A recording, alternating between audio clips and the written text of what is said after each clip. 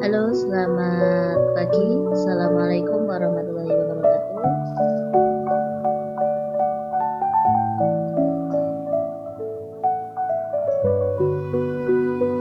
Selamat pagi Bapak Ibu semua. Pada pagi ini saya akan berbagi sedikit ilmu tentang ekologi media massa dengan tema Stop Bullying di Lingkungan Sekolah. Bagaimana mengenali, mengatasi, dan mencegahnya.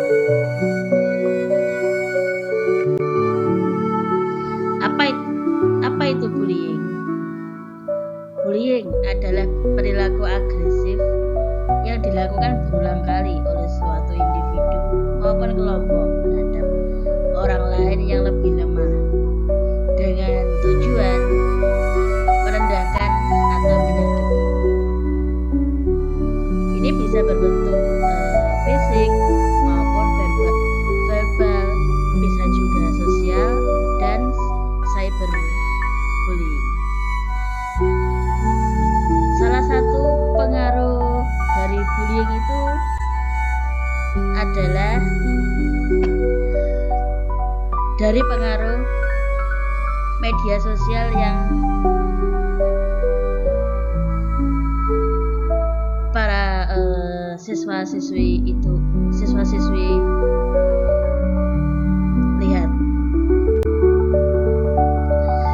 Lalu jenis-jenis bullying. Yang pertama ini ada memukul, kemudian mendorong, dan menendang. Dari segi verbal, ini bisa menghina, bisa mengejek, bahkan mengolok-olok. Dari segi sosial mungkin, ini bisa dikucilkan dan bisa menyebarkan rumor yang kurang baik. Dari segi cyberbullying, bullying ini bisa dilakukan melalui medsos maupun platform online. Sebagai seorang pendidik dan seorang guru khususnya, harus bisa bijak dalam mengatasi atau membimbing siswa-siswinya untuk bijak dalam bermedia sosial. Bagaimana mengedukasinya, mengarahkan siswa-siswi tersebut untuk menghindari bullying, kemudian mengarahkan mereka untuk bagaimana ya, untuk mengarahkan bagaimana toh bisa menggunakan gadget atau medsos untuk hal-hal yang sifatnya positif. Lalu dampak dari bullying. Yang pertama ini ada isolasi sosial. Korban ini cenderung menarik diri dari hubungan sosial karena takut maupun malu. Sebagai seorang pendidik di sini, kita juga dituntut untuk peka tentang kondisi masing-masing siswa itu. Mengapa kok mereka perilakunya begini? Mengapa kok si A begini? Mengapa kok si A begitu? Selanjutnya untuk masalah psikologis. Dampak yang lebih parahnya lagi ini siswa bisa mengalami sindrom kecemasan, bisa juga depresi dan penurunan kepercayaan diri. Dampak selanjutnya dari bullying, prestasi siswa itu bisa turun drastis.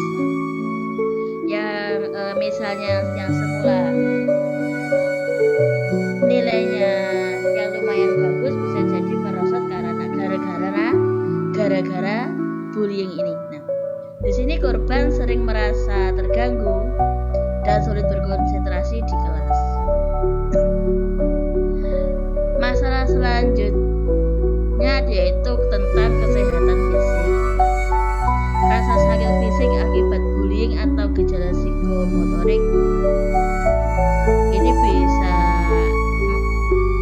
juga berbentuk sakit kepala atau insomnia. Sebagai seorang pendidik ya, untuk masalah seperti ini bukan hanya sekedar menjadi tugas dari guru BK saja, tetapi juga sebagai tugas dari Bapak Ibu semuanya untuk bisa meminimalisir dari dampak bullying ini.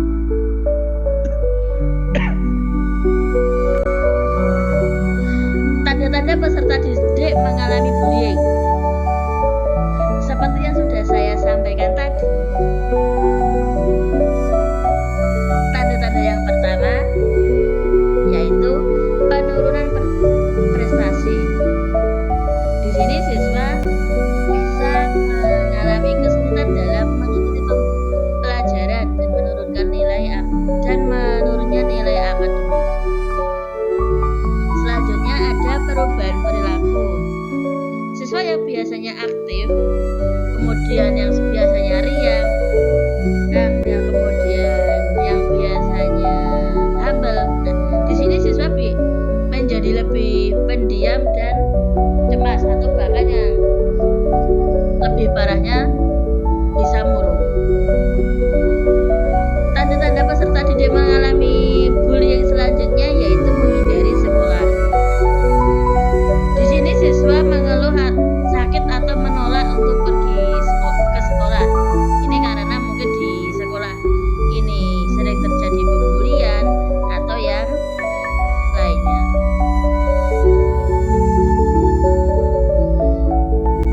Tanda-tanda peserta didik mengalami bullying yang selanjutnya yaitu cedera fisik.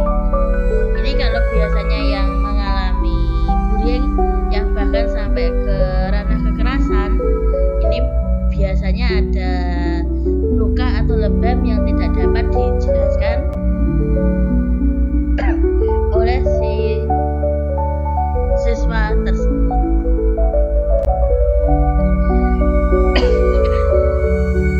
Mengapa bullying ini bisa terjadi? Bullying ini bisa terjadi ada beberapa faktor. Yang pertama, ada faktor lingkungan.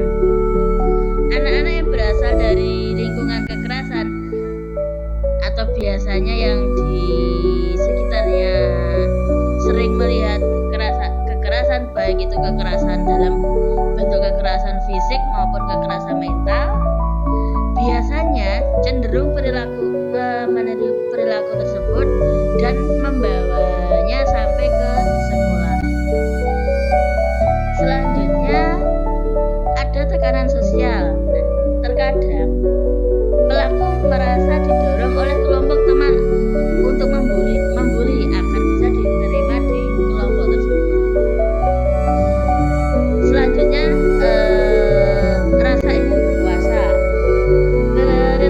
Pelaku ini menunjukkan superioritas di atas korban, atau ini biasanya sering terjadi jika orang tuanya merasa berada di atas rata-rata, atau mereka merupakan anak dari pejabat atau penguasa besar. Selanjutnya kurangnya empati. Si siswa yang pembullying itu biasanya tidak mampu merasakan atau memahami penderitaan dari orang lain.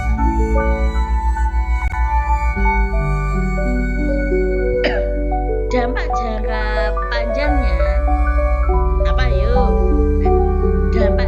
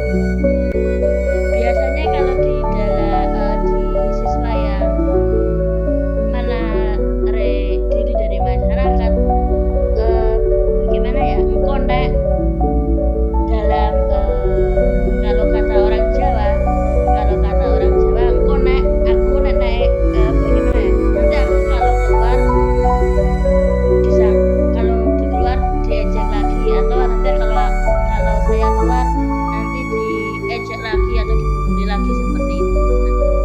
Selanjutnya siswa bisa kehilangan kepercayaan. Korban selalu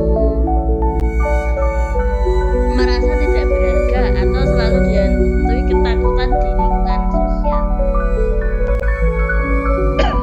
Lalu bagaimana langkah-langkah pencegahannya? Nah, ini sebagai seorang pendidik ya, ini yang terutama di mana itu di lingkungan sekolah, kita bisa memberikan edukasi tentang dampak bullying. Selanjutnya sebagai guru atau berada sebagai orang guru ini sebagai orang tua yang menggantikan orang tua di lingkungan sekolah perlu memiliki kebijakan anti bullying yang tegas, harus membentengi peserta didik agar mereka tidak terjerumus dalam tindakan bullying tersebut. Selanjutnya mendorong nilai saling